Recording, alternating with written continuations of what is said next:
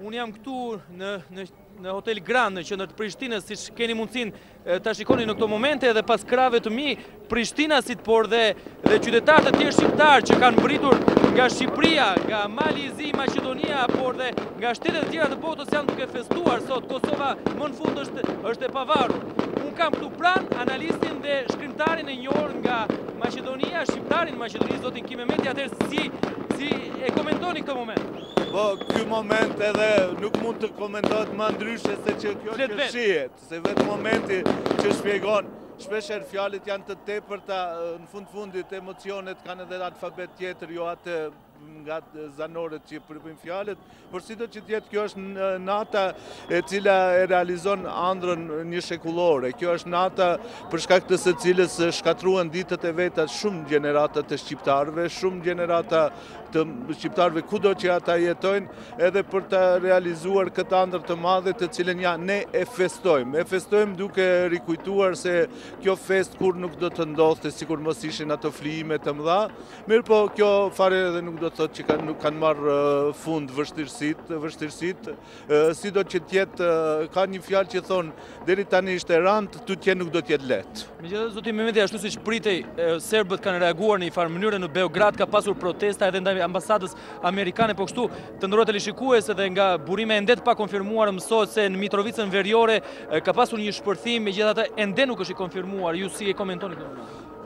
Shini, është pak iluzioniste të pritet që serbët do dalën shumë guta si nga vetgënjimi i tyre, të cilën vetgënjim atë mjegull gënjeshtare krijuan me dekada. Edhe tani është, si të them, për mua është e pritur që të ketë ndonjë reagim të tyre. Unë nuk pres se do të jetë ndonjë reagim që mund ta çojë këtë hapësirë në ndonjë rrugë tjetër pa dalje, mirë po gjithsesi do të nevojitet kohë sërve që të dalin nga ai lloçi i tyre ngjitës i mitologjisë, të cilën e ndërtuan vetë dhe vetë do duhet të gjejnë rrugë se si të shpëtojnë, si të dalin nga ai lloçi ngjitës që është shumë i rrezikshëm. Pak minuta më para, po nuk e kam pak idenë e kohës tani, është në Këshilli i Sigurimit i thirrur nga Rusia. Çfarë mendoni se do të dalë nga kjo mbledhje? Unë tani, shini, të bësh fallxhore shumë e rrezikshme në Ballkan, edhe në këtë botë sotme kur gjërat shpeshherë ndryshojnë nga çasti në çast. Unë duhet të besoj se Europa ka një shtet të ri në hartën e vet, edhe që këtë nuk mund ta zhbëj asgjë. Shini, ka disa procese të cilat ju edhe mund t'i ngadalsoni, por nuk mund t'i ndërprisni.